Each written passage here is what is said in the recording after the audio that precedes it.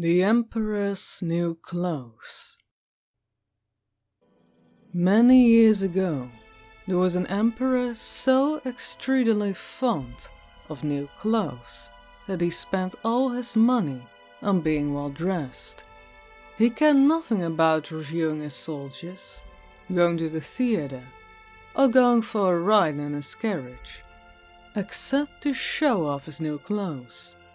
He had a coat for every hour of the day, and instead of saying, as one might, about any ruler, the kings in council, here they always sat, the emperor's in his dressing room.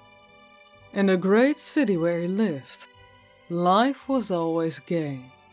Every day, many strangers came to town, and among them, one day, came two swindlers.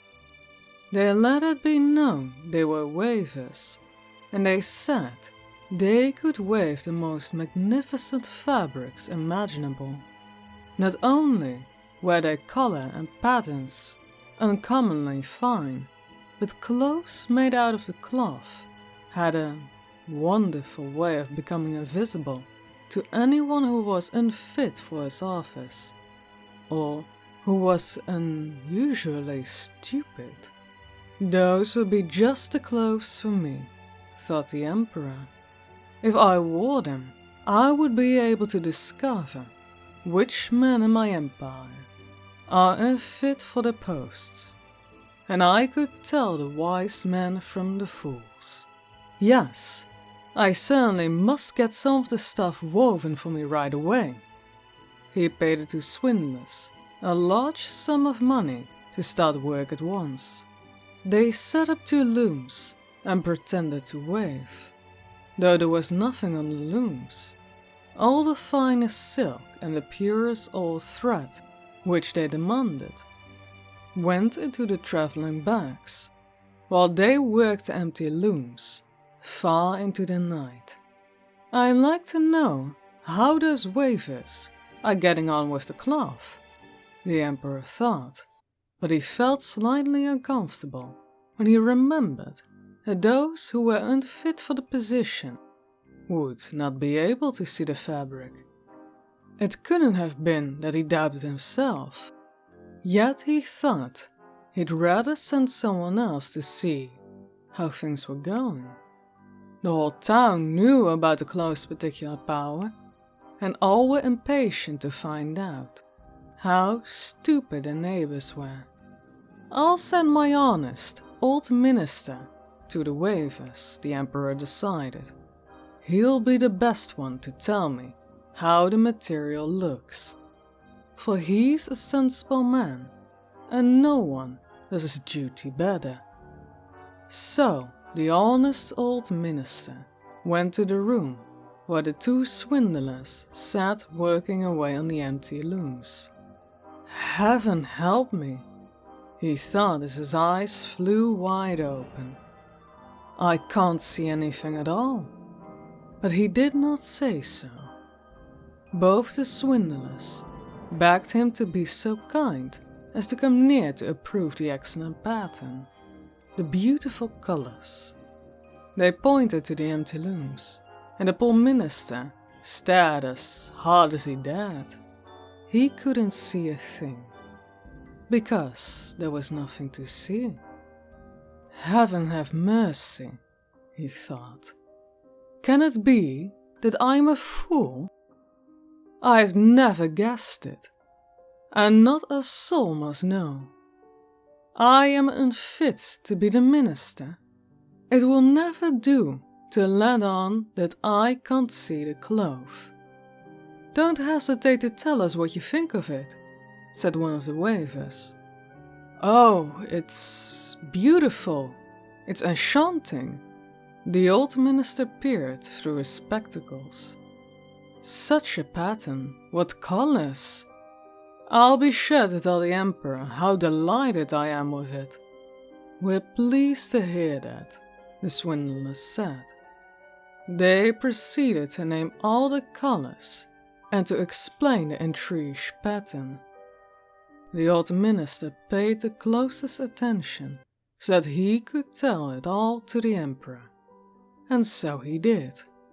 The swindlers at once asked for the money, more silk and gold thread, to get on with the weaving, but it all went into the pockets. Not a thread went into the looms, though they worked at all the weaving as hard as ever. The emperor presently sent another trustworthy official to see how the work progressed and how soon it would be ready. The same thing happened to him that had happened to the minister. He looked and looked, but as there was nothing to see in the looms, he couldn't see anything. "Isn't it a beautiful piece of goods?" the swindlers asked him, as they displayed and described the imaginary pattern. "I know I'm not stupid," the man thought, "so it must be that I'm unworthy of my good office. That's strange. I mustn't let anyone find it out, though." So he praised the material he did not see. He declared that he was delighted by the beautiful colors and the exquisite pattern. To the emperor he said, "It held me spellbound." All the town was talking about the splendid cloth, and the emperor wanted to see it for himself while it was still in the looms. Attended by a band of chosen men, among whom were the two old trusted officials, the ones who had been the weavers he set out to see the two swindlers. He found them weaving with might and main, without a thread on the loom. "Magnificent," said the two officials, already duped. "Just look, your majesty. What colors, what a design." They pointed to the empty looms, each supposing that the other could see the stuff. "What's this?" thought the emperor. "I can't see anything. This is terrible. Am I a fool?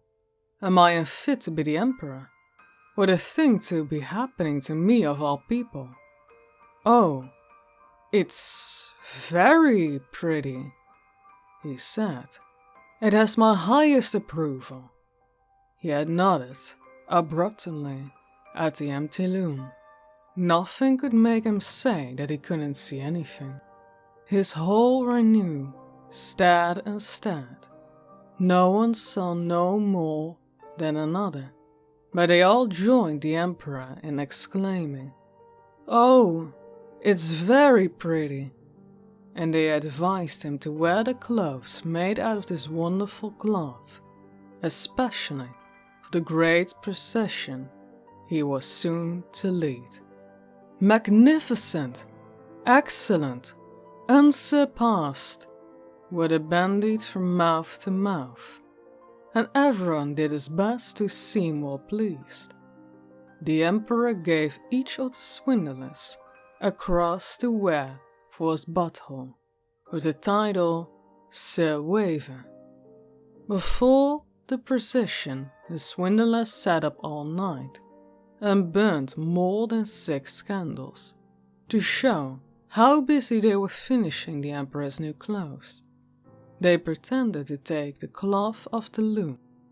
They made cuts in the air with huge scissors, and at last they said, "Now, the emperor's new clothes are ready for him." Then the emperor himself came with his noblest noblemen, and the swindlers each raised an arm as if they were holding something. They said, "These are the trousers, here's the coat, and this is the mantle," naming each garment. All of them as light as a spiderweb. One would almost think that he had nothing on, but that is what makes them so fine. "Exactly," half the noblemen agreed, though they could see nothing, for there was nothing to see. "If your imperial majesty would condescend to take off your clothes," said the swindlers. "We will help you on with your new wants, here in front of the long mirror." The emperor undressed, and the swindlers pretended to put his new clothes on him, one garment after another. They took him long around the waist, and seemed to be fastening something. That was his train as the emperor turned round and round before the looking glass. "How well your majesty's new clothes look! Aren't they becoming?" he heard on all sides. "That pattern looks perfect. Those colors, so suitable. It is a magnificent outfit." Then the Minister of Public Procession announced, "Your Majesty's canopy is waiting outside." "Well, I'm supposed to be ready," the Emperor said, and turned again for one last look in the mirror. "It is a remarkable fit, isn't it?" He seemed to regard his costume with the greatest interest. The nobleman who had to carry his train stooped low and reached for the floor as if they were picking up his mantle. Then they pretended to lift and hold it high. They didn't dare admit that they had nothing to hold. So off went the emperor, in procession under his splendid canopy. Everyone in the streets and the windows said, "Oh, how fine the emperor's new clothes! Don't they fit him to perfection? And see his long train!" Nobody would confess that he couldn't see anything, for that would prove him either unfit for his position or a fool. No costume the emperor had worn before was ever such a complete success. "But he hasn't got anything on," a little child said. "Did you ever hear such an innocent prattle?" said his father. And one person whispered to another what the child said. "He hasn't anything on. The child says he hasn't anything on." "But he hasn't anything on," the whole town cried at last. The emperor shivered, for he suspected they were right. But he thought, the procession has gotten to go on. So he walked more proudly than ever, and his nobleman held the train up high that wasn't there at all.